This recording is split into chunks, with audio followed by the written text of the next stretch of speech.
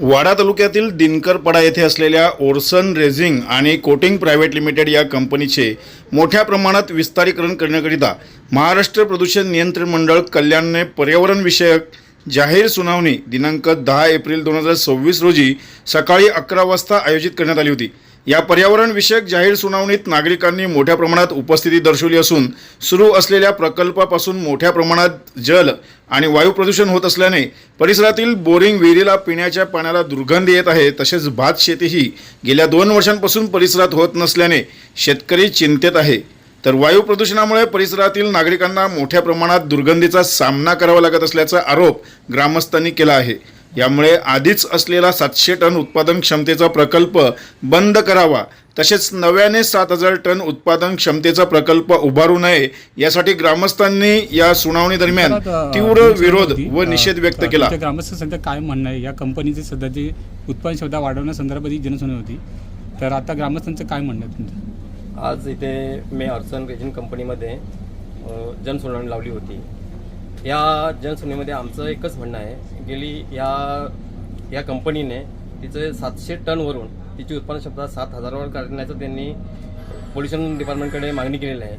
तर आमचं ग्रामस्थांचं एकच म्हणणं आहे की जर आम्हाला 700 टन त्यांची उत्पादन क्षमता असताना आज आमच्या शेतीची, आमच्या बोरवेलच्या पाण्याची जी ही इतकी दयनीय परिस्थिती आहे, जर यांनी 7000 केली तर आमची परिस्थिती काय असेल? तर आम्ही त्यांच्यापुढे एकच मागणं ठेवलेलं आहे की जर ही तुम्ही जर 700 वरून 7000 करत असाल तर या पर्याय आम्हाला ग्रामस्थांना एकच दिसतोय, एक तर ह्या कंपनी, एक तर आमच्या ग्रामस्थांचं स्थलांतर।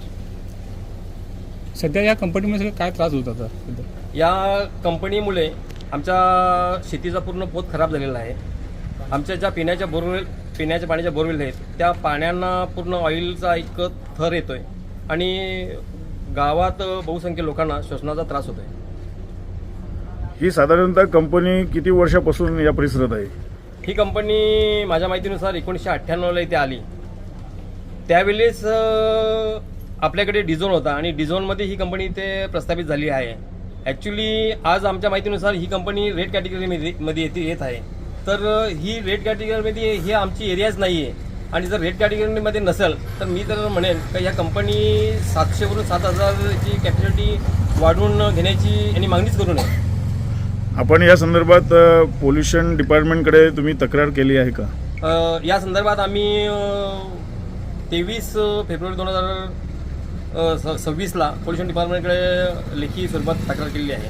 त्याच्या आधी आम्ही 2024ला माननीय तहसीलदार साहेब यांच्याकडे सुद्धा ही तक्रार केलेली आहे। आता तुमची पुढची भूमिका काय असणार? आज जनसुनावणी पूर्ण झालेली आहे आणि या ठिकाणी तुम्ही तुमचे म्हणणे मांडले, परंतु जर समजा तुमच्या म्हणजे तक्रारीची नोंद घेतली नाही तर तुमची भूमिका काय असणार? जर आमची या तक्रारीची नोंद घेतली नाही तर आमची आजची पुढची भूमिका असेल, आम्ही अगदी गावाने एकत्र येऊन उग्र आंदोलन उभारू।